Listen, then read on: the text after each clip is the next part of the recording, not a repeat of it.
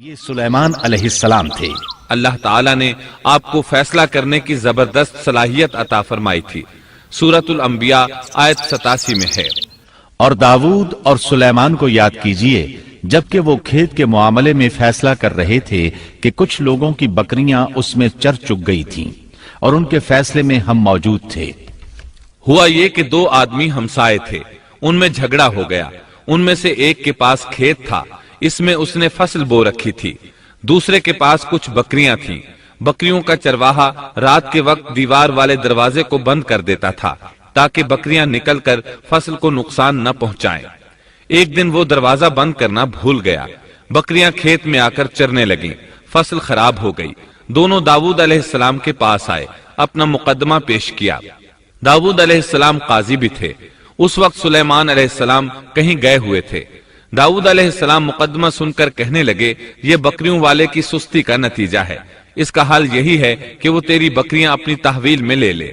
دونوں فریق باہر نکلے تو سلیمان علیہ السلام سے ملاقات ہوئی۔ انہوں نے تفصیل سن کر فرمایا، میرے ساتھ آؤ۔ وہ انہیں داؤد علیہ السلام کے پاس لے آئے اور بولے، اس مقدمے کا اس سے بہتر فیصلہ یہ ہے کہ یہ بکریاں زمین والے کو دے دیں اور زمین بکریوں والے کو۔ جب بکریوں والا زمین کو پہلی حالت میں اگا دے گا تو آپ دونوں کی چیزیں انہیں لوٹا دیں۔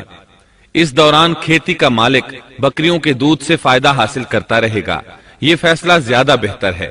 اس سے بکریوں والا اپنی بکریوں سے بالکل محروم نہ ہوا اور کھیتی والے کا نقصان پورا ہو گیا۔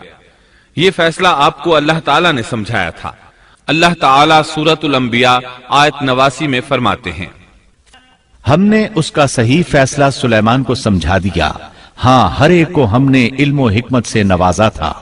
بخاری اور مسلم میں ایک حدیث ہے، اس میں اسی قسم کا ایک واقعہ بیان ہوا ہے کہ دو عورتیں اپنا مقدمہ داؤد علیہ السلام کے پاس لائیں۔ دونوں کو اللہ نے ایک ایک بچہ دے رکھا تھا۔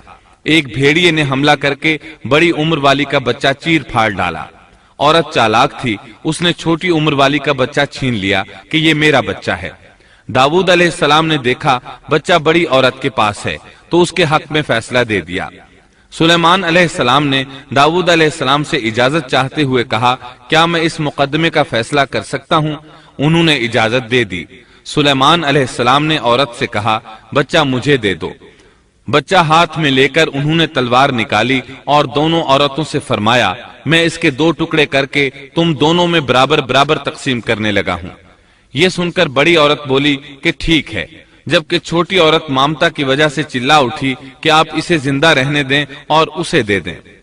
یہ سنتے ہی سلیمان علیہ السلام بول اٹھے، تو ہی اس کی ماں ہے، جس سے اپنے بچے کے ٹکڑے دیکھنا برداشت نہ ہو سکا، پھر بچہ اسے دے دیا۔ سلیمان علیہ السلام کا ایک تیسرا واقعہ قرآن میں یوں ہے، سورۃ النمل آیت 17 اور 18 میں ہے، اور سلیمان کے سامنے ان کے تمام لشکر جنات، انسان اور پرندوں میں سے جمع کیے گئے، ہر قسم الگ الگ کھڑی کر دی گئی۔ جب وہ چیونٹیوں کے میدان میں پہنچے تو ایک چیونٹی نے کہا، اے چیونٹیوں، اپنے اپنے گھروں میں گھس جاؤ، ایسا نہ ہو کہ بے خبری میں سلیمان اور ان کا لشکر تمہیں روند ڈالے۔ ان تمام لشکروں کو اکٹھا کیا گیا تھا۔ اللہ تعالیٰ نے چیونٹی کی یہ بات سلیمان علیہ السلام کو سنوا دی۔